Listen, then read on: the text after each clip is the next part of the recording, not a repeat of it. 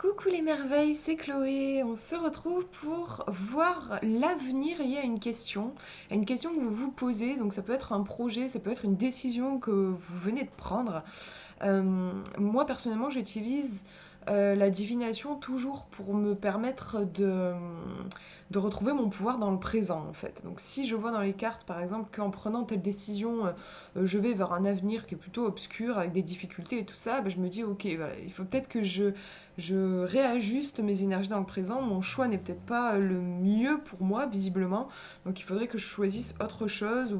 Alors parfois c'est pas forcément qu'il faut faire un autre choix, mais des fois c'est juste un tout petit truc qui a besoin d'être changé. Donc on va regarder, là je vous propose de vous concentrer.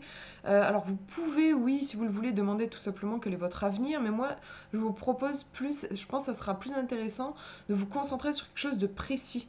Parce que comme ça, si vous voyez que votre avenir, par exemple, ne vous convient pas, vous allez pouvoir travailler sur cette chose précise. Alors que si vous demandez juste votre avenir, là, de façon générale, ça va être plus compliqué de savoir sur quoi vous allez avoir besoin de travailler, là, dans le présent. Donc vous pouvez par exemple, comme je disais, vous concentrer sur un projet, sur une relation, euh, par exemple, voilà, voir l'avenir d'une relation, l'avenir d'un projet, l'avenir, je sais pas, si je déménage à tel endroit par exemple. Donc voilà, je vous laisse bien réfléchir à la question, enfin le sujet que vous aimeriez explorer. Et je vous montre, donc il y a trois tirages, il y a le choix entre trois tirages. Le premier est ici, le deuxième au milieu et le troisième là. Donc je vous laisse choisir le petit tas de cartes qui vous attire le plus quand vous pensez à votre question, à votre thématique. Et on va regarder ça.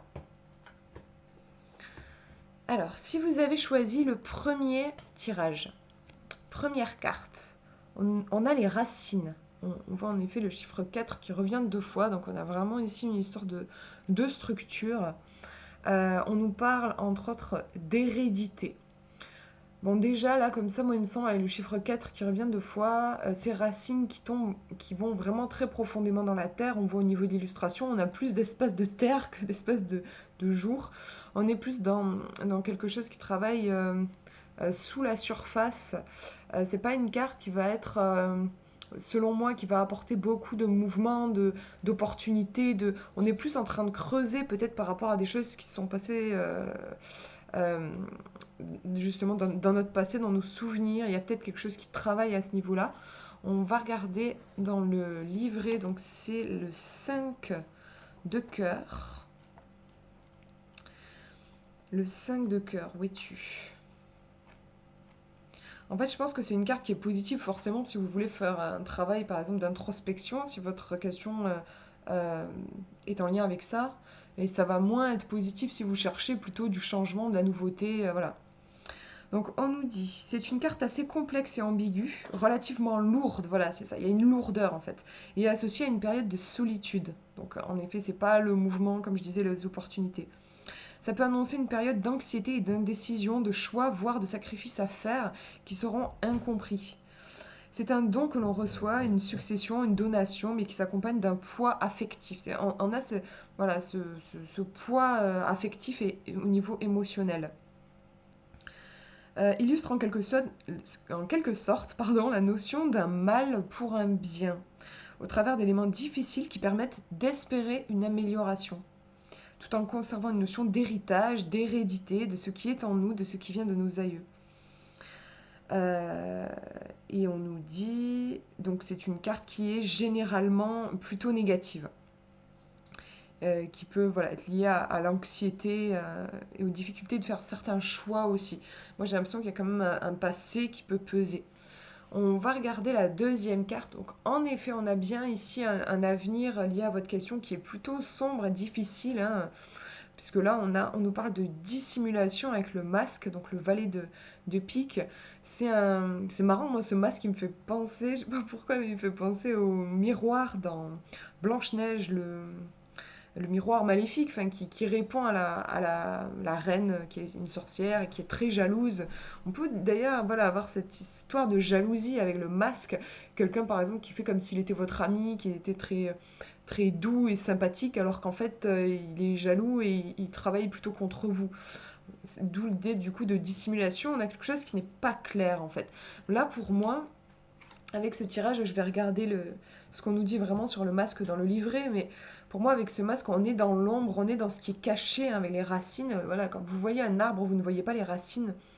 Il y a probablement, par rapport à votre question, une grosse zone qui vous échappe, en fait, qui est cachée, qui est peut-être... euh, qui aurait besoin d'être éclairée. Là, au niveau de l'avenir lié à votre question, on a quelque chose de lourd et d'obscur et qui vous dépasse, en fait. Je pense que vous risquez de vous sentir un petit peu dépassé, un petit peu euh, confus. Voilà. On va regarder le valet de pique. Alors, valet de pique. De toute façon, en général, quand on tire une carte de pique, c'est pas génial. C'est beaucoup de cartes sombres dans les cartes de pique. Donc, on nous dit, c'est une carte qui est peu appréciée, qui peut évoquer en personne, ça va être le menteur, le fourbe, le séducteur. On dit, j'ai une carte en fait qui sème un peu la zizanie, tout en ayant l'air de rien. Euh, donc, c'est une carte vraiment clairement qui est négative. Qui nous parle de trahison, de mensonges, de duperie, d'ennemis cachés. Ouais, bon, voilà. Pour le coup, je trouve que ça ajoute pas forcément d'informations supplémentaires par rapport à ce que je voyais déjà intuitivement. Voilà, on a quelque chose qui est caché, et puis on a aussi la notion de... Il faut voir sous les apparences, en fait. Bon, du coup, bon, clairement, là, par rapport à votre question, il y a un avenir qui est plutôt compliqué, qui est plutôt sombre. Je vais pas vous laisser juste avec ça, on va tirer une carte pour avoir un conseil pour vous, justement, pour vous aider, comme j'expliquais, à rediriger votre énergie dans le présent pour éviter justement d'avoir ce passé un peu obscur, un peu trouble. Qu'on va demander quel est le meilleur comportement que vous pouvez adopter. Et on nous montre une lettre. Donc moi, la première chose qui me vient là, c'est vous avez peut-être besoin de communiquer, ça peut être ça. Mais pas que, parce que la lettre, c'est aussi l'écriture, hein. Je parlais de besoin peut-être de trouver des informations avec la carte de l'arbre avec les racines. Je disais, il y a peut-être des choses qui vous échappent. Donc ça peut aussi peut-être éventuellement être le conseil de s'instruire, de s'informer, et peut-être aussi en effet de communiquer, de demander de l'aide aussi à un expert, à quelqu'un qui s'y connaîtrait mieux, peut-être par rapport au sujet qui vous préoccupe. Ça peut être quelqu'un de plus âgé, qui a peut-être plus d'expérience, qui est peut-être passé par les mêmes problématiques que vous, ou alors si c'est dans un domaine professionnel, carrément aller chercher un expert dans le domaine. On va regarder ce qu'on nous dit dans le livret. Donc là, on est sur le valet de carreau. Valet de carreau. On nous dit... ouais, ça parle aussi de recevoir les messages des plans supérieurs. Ça nous parle de signes et de guidance. Donc c'est vrai qu'en plus on a la plume qui est là pour écrire, mais on peut aussi voir la plume des anges.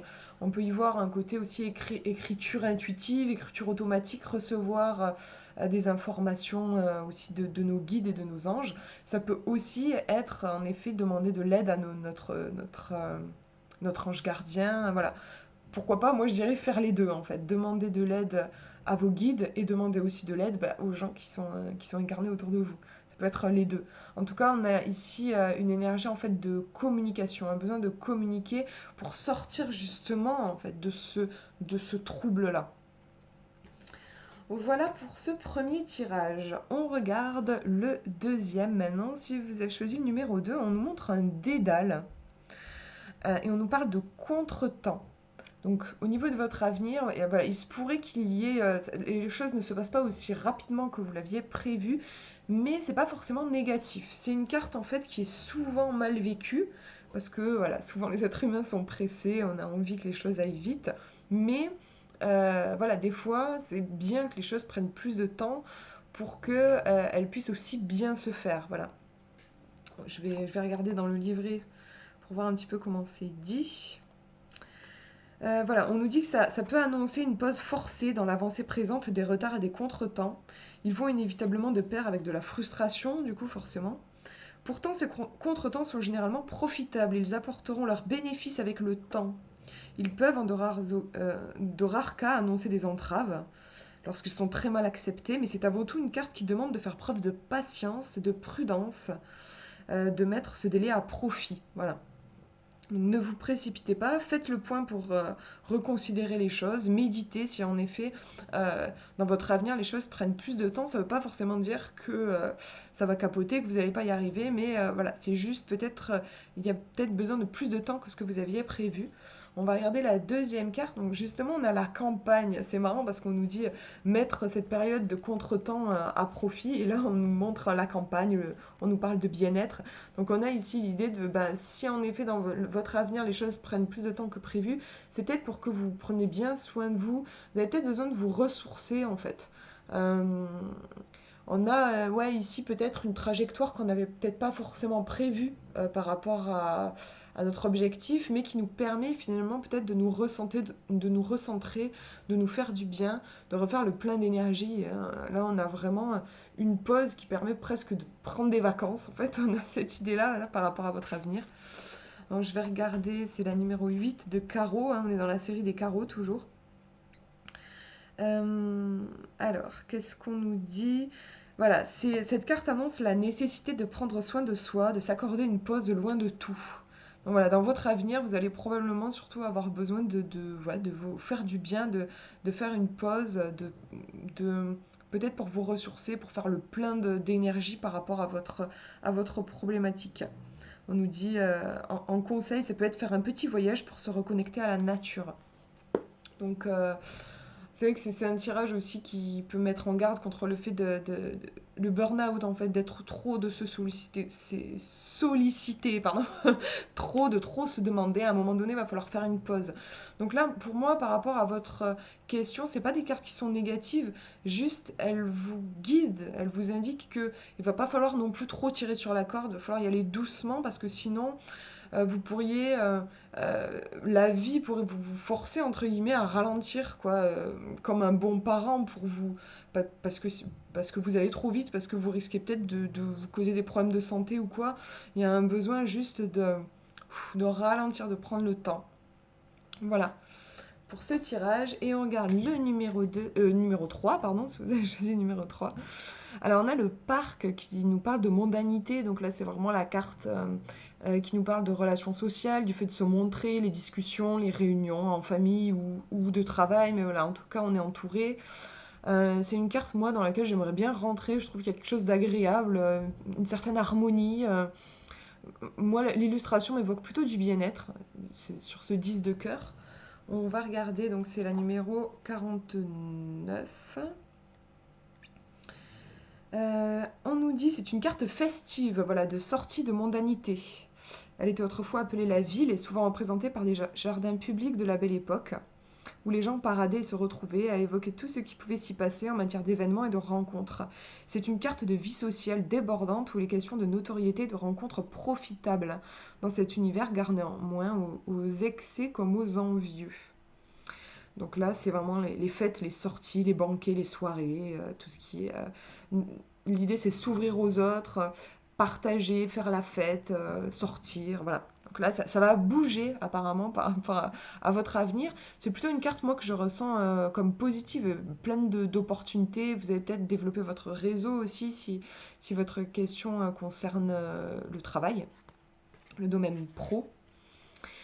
Et deuxième carte, voilà, on est dans le mouvement avec le vaisseau, donc ça bouge, ça bouge, ça bouge là par rapport à votre avenir. Pour moi, c'est très positif, ça vous pousse en avant. On a donc le 10 de cœur et le 10 de carreau. Donc 10, on arrive à la fin de chaque série, la série des cœurs et la série des carreaux.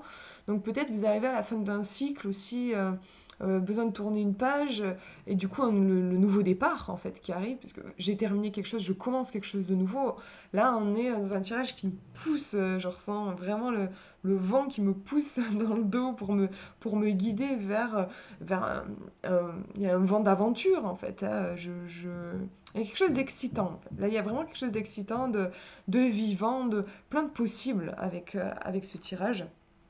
Je vais regarder donc la numéro 10, vous lire un petit peu ce qu'on nous dit sur cette histoire de mouvement. Ça représente la réussite lors de grands voyages et des déplacements, généralement dans le but d'une réussite professionnelle. Qu'est-ce qu'on nous dit? Ouais, après elle a aussi son côté sombre, mais là pour moi avec la carte du parc, je la vois vraiment dans son versant positif. Qu'est-ce qu'on nous dit d'autre? Voyage agréable qui se déroule bien et qui apporte son lot de satisfaction. Déplacements en tout genre, nouveaux horizons, besoin d'évasion aussi. Ça peut évoquer les voyages initiatiques, physiques ou astraux, les pèlerinages, les sagesses lointaines. Donc là, ouais, en fait, on a vraiment un tirage qui ouvre. C'est l'image un petit peu de la porte ouverte et de tout. Vous vous envolez vers de nouveaux horizons, vers de nouvelles opportunités. Et la vie vous ouvre grand les bras. C'est très positif pour moi, là, votre avenir avec ces deux cartes. Voilà pour ces tirages. J'espère que ça vous aura parlé. Je vous fais de gros bisous. Prenez bien soin de vous.